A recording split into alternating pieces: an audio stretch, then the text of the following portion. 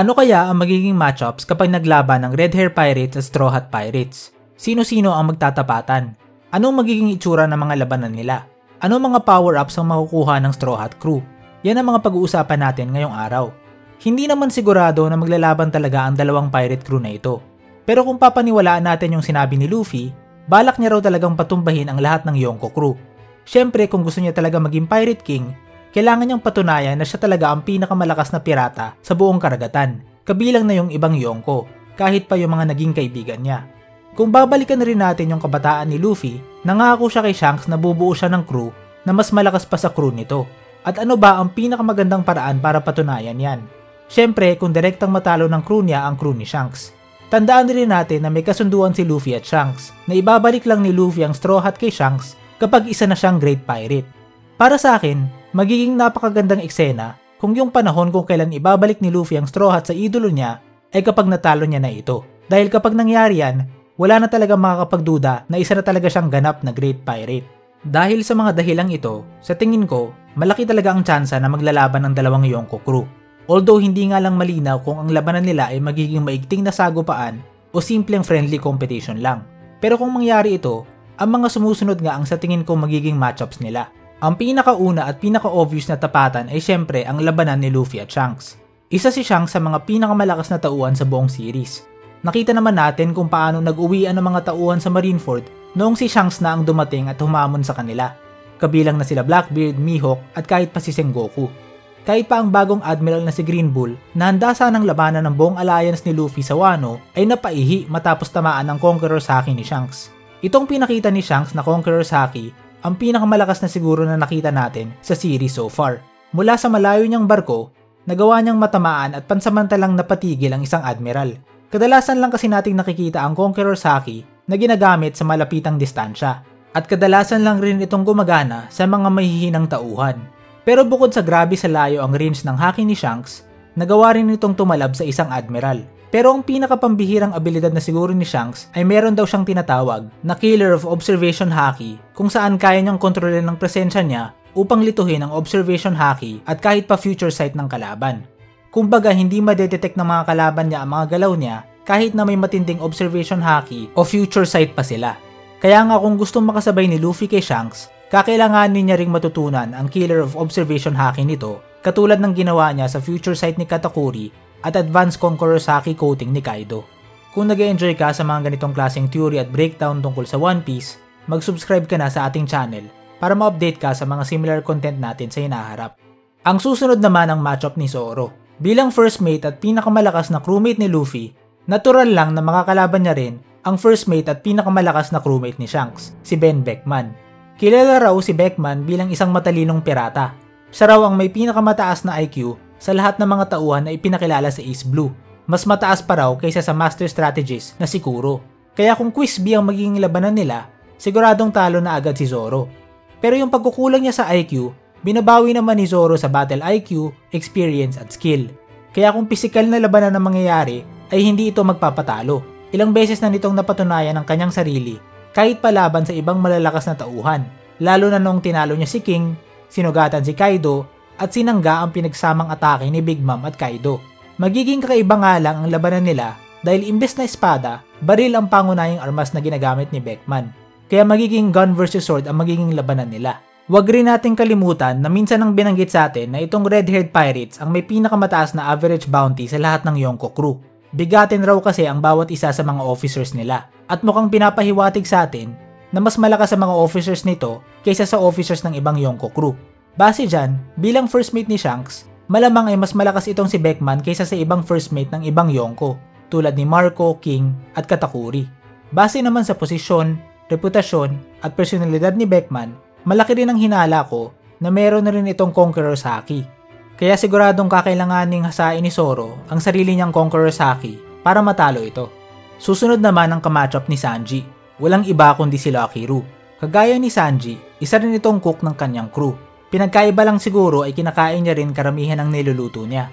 Pero huwag kayong malinlang sa katawan ni Lucky Roo. Kahit medyo malaki siya, grabe naman ang bilis ng kilos niya. Gumagamit nga siya ng style na tinatawag niyang self-bowling, kung saan pinapaikot niya ang bilog niyang katawan at mabilis na gumugulong upang banggain o sagasaan ang mga kalaban niya. na para bang isa siyang bowling ball.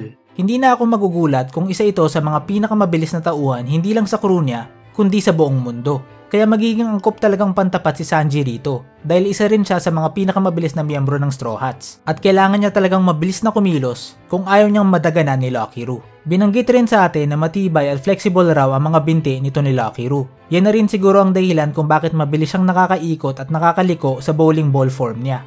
Pero tingnan na lang natin kung kaninong binti ang mas matibay sa kanila ni Blackleg Sanji.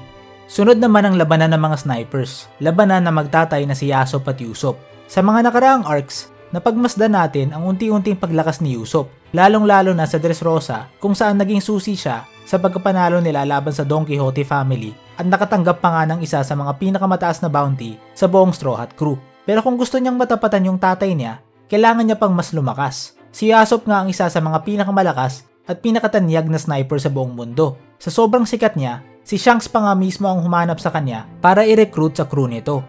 Hindi nga raw kasi talaga siya nagmimintis. Minsan niyang ipinagmayabang na kaya niyang barilin ang antena ng isang langgam mula sa malayo nang hindi nasasaktan yung langgam.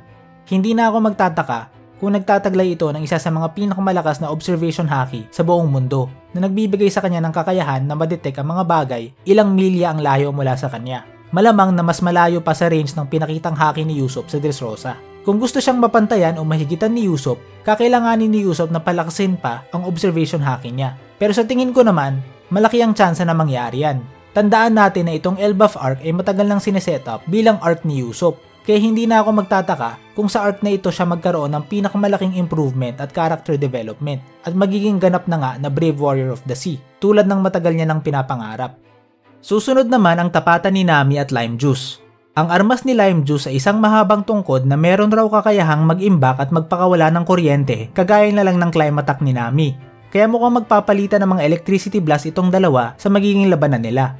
Pero ang problema, mahilig raw itong si Lime Juice sa mga aerial battles dahil may kakayanan siyang tumakbo sa ere kagaya na lang ng Skywalk ni Sanji o Geppo ng Cypher Pole. Kaya mahihirapan si Nami na patamaan ito dahil sigurado magiging malikot ito sa ere. Kaya nga tiyak na magiging malaking tulong si Zeus dito para palakasin pa at pahabain pa ang range ng mga kidlat ni Nami. At kung kakailanganin, baka nga sakyan pa siya ni Nami para makasabay rin ito sa aerial battle laban kay Lime Juice, katulad na lang ng ginagawa ni Big Mom dati. Ang susunod naman ang matchup ni Jinbei. Sa tingin ko nga, si Bong Punch ang pinakabagay na matchup para sa kanya. Si Bong Punch kasama ang alaga niyang si Monster, ang mga musicians ng Red Hair Pirates. Kadalasan raw silang lumalaban bilang tandem kung saan si Bong Punch ay nagkakarga at nagpapakawala ng mga malalakas na suntok habang si Monster naman ang nagliligpit doon sa mga mas mahihinang kalaban. Kailangan raw kasing i-charge ni Bong Punch yung suntok niya para mas maging malakas, kagaya na lang ng King Punch ni King Elizabelo II. Baka nga eksaktong magkaparehas pa yung kapangyarihan nila. Dahil dyan, bagay na pantapat sa kanya ang isa ring tauhan na umaasa rin sa kanyang pisikal na lakas at kasanayan sa hand-to-hand combat, si Jinbei. Bilang isang fishman, meron nga siyang natural na lakas at durability na higit pa sa mga normal na tao. Bukod pa rito, isa rin siyang master ng martial art na fishman karate. Kaya kung merong tauhan na kayang makasabay sa hand-to-hand combat ni Bong Punch at may sapat na durability para tangkihin ang mga malalakas ng suntok, ito nga si Jinbei. Pero gaya nga ng sabi ko, laging lumalaban bilang tandem itong si Bong Punch at Monster. At madaya naman kung magtutulungan nilang dalawa si Jinbei. Kaya nga kailangan rin ng kamatchup ni Monster.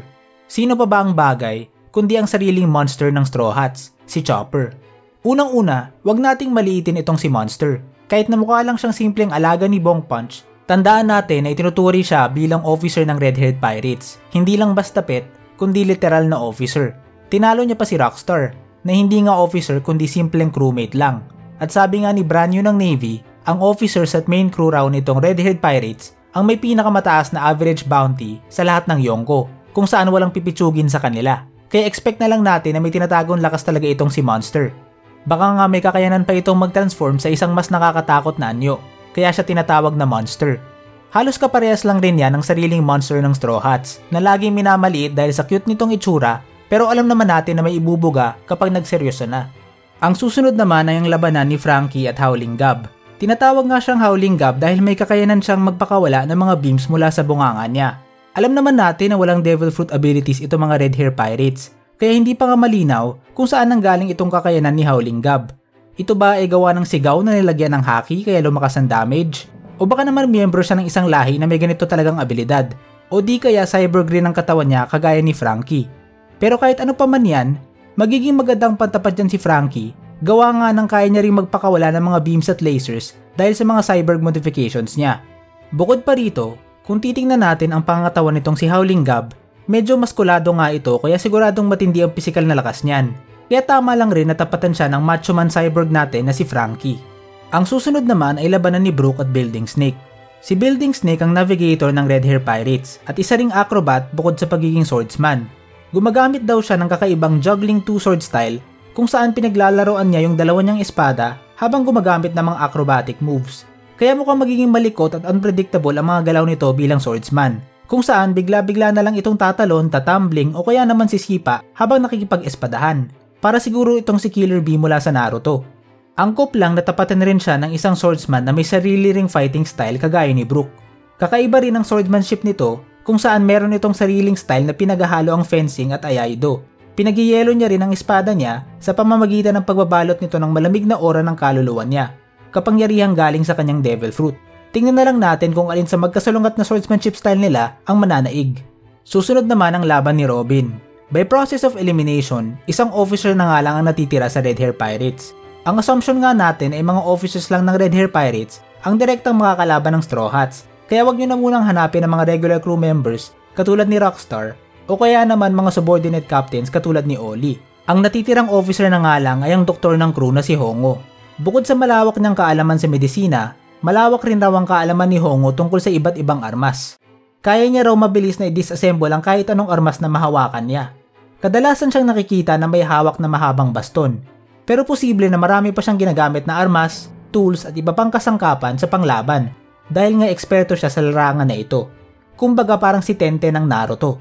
Kaya kung nagkataon, baka kailangan talaga ni Robin ng marami niyang kamay, binti at kahit pa mga clones niya para tapatan ng mga armas na gagamitin sa kanya ni Hongo. Uulitin ko lang, hindi pa nga ito nangyayari sa series kaya hindi pa talaga ito yung siguradong matchups na mangyayari. At mas lalo rin namang hindi kasiguraduhan na direkta talaga maglalaban ng dalawang crew na ito. Ito lang ang sarili natin mga opinion base sa kapangyarihan, fighting style, abilidad at itsura ng mga miyembro ng dalawang crew. Pero kung iba ang opinion mo tungkol sa mga magiging posibleng matchups, i-comment mo na lang yan sa baba para mapagkumpara na rin natin yan. Kung gusto mo namang malaman kung sino-sino ang mga kumpirmadong miyembro ng D-Clan at kung ano ang magiging papel nila sa Final Saga, panoorin mo na rin ang video natin tungkol dyan.